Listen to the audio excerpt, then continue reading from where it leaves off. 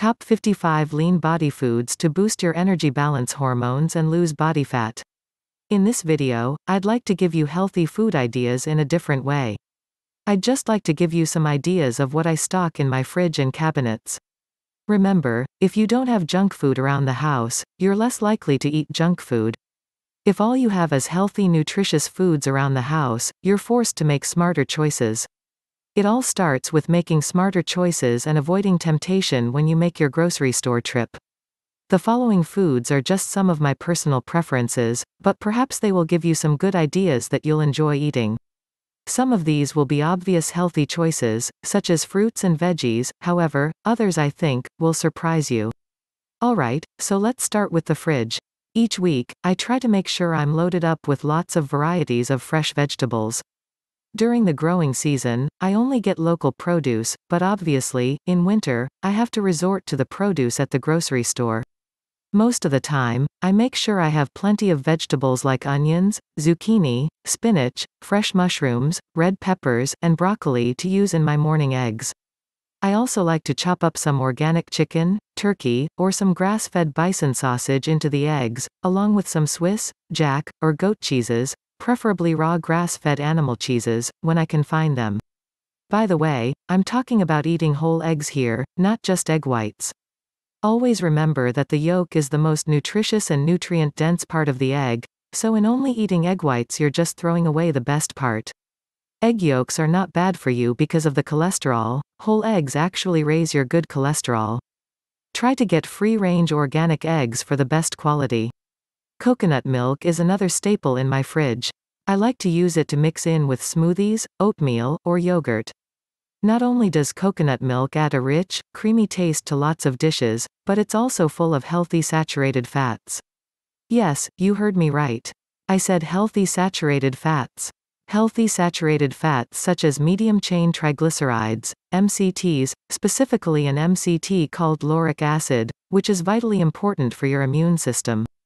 Back to the fridge for some other staple foods. Walnuts, pecans, and almonds are delicious and great sources of healthy fats. Try to get raw nuts if possible, as the roasting process can oxidize some of the polyunsaturated fats in some types of nuts, making those damaged fats slightly more inflammatory. Overall, nuts are still healthy, even if they are roasted. Cottage cheese, ricotta cheese, and yogurt, from grass-fed and organic animals where possible. I like to mix cottage or ricotta cheese and yogurt together with chopped nuts and berries for a great mid-morning or mid-afternoon snack. Chia seeds and/or hemp seeds. I add these highly nutritious seeds to yogurt, smoothies, or salads for a great nutty taste and loads of omega-3 fatty acids and vitamins and minerals. Don't use pre-ground versions of these seeds, as the omega-3 polyunsaturated fats are highly unstable and prone to oxidation, creating high levels of free radicals. No grinding is necessary to properly digest these seeds. Whole eggs, one of nature's richest sources of nutrients, and remember, they increase your good cholesterol, so stop fearing them. Salsa. I try to get creative and try some of the exotic varieties of salsas. Avocados. I love them, they're a great source of healthy fats, fiber, and other nutrients. Try adding them to wraps, salads, or sandwiches. Butter. Don't believe the naysayers, as butter adds great flavor to anything and can be part of a healthy diet, just keep the quantity small because it is calorie dense. Never use margarine, unless you want to assure yourself of a heart attack.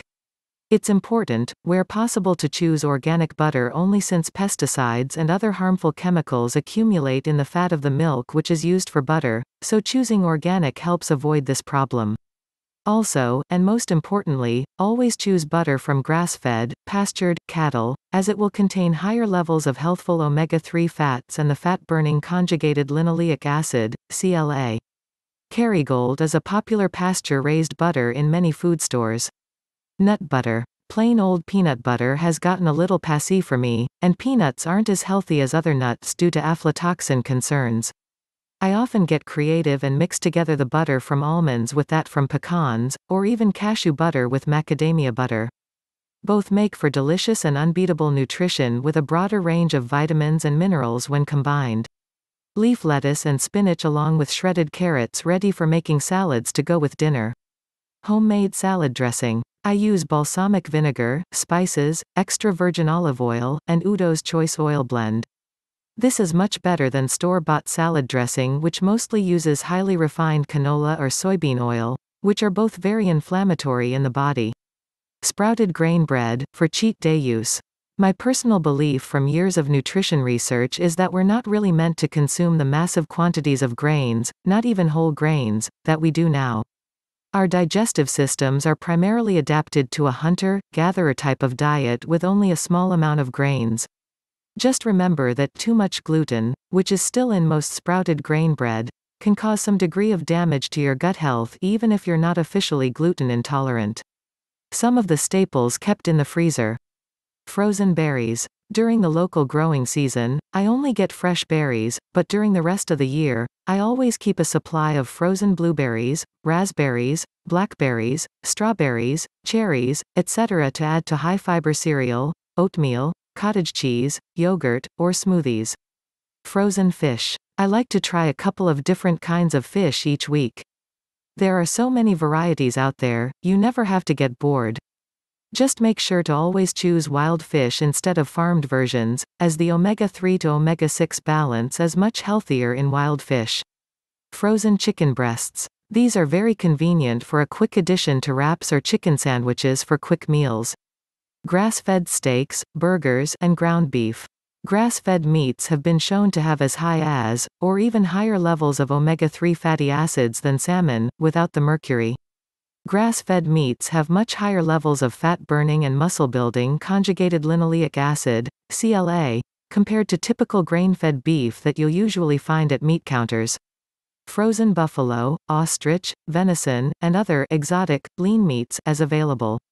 Yeah, I know I'm weird, but these are some of the healthiest meats around, and if you're serious about a lean healthy body, these types of meats are much better for you than the mass-produced, hormone-pumped beef, chicken, and pork that's sold at most grocery stores. Frozen vegetables. When the growing season is over and I can no longer get local fresh produce, frozen veggies are the best option, since they often have higher nutrient contents compared to the fresh produce, as they're often frozen immediately after harvesting, so almost garden fresh. Alright, now for the staple foods in my kitchen cabinets. I drink a variety of antioxidant-rich teas, such as green, oolong, white, rooibos, red tea, which are some of the healthiest. One of my newest favorite teas is yerba mate, which is a South American tea that is loaded with antioxidants and other nutrients. There are also delicious yerba mate mixes. Oat bran and steel-cut oats. These are higher in fiber than those little packs of instant oats, which are typically loaded with sugar. If I'm on a muscle-building phase, I increase carbohydrate intake and use more oat bran and oatmeal. If you're looking to aggressively lose weight and/or control blood sugar, oatmeal and other grains aren't the best ideas. But if you're looking for weight or muscle gain, oatmeal is one of the healthier grains to choose. Generally, I try to avoid most grains, with some occasional exceptions like oats or rice, which are a little healthier than wheat. If I'm trying to reduce body fat and get extra lean, I make most of my breakfasts based on eggs and veggies mixed with bison sausage. The only healthy oils I have in my cabinets are virgin coconut oil and extra virgin olive oil.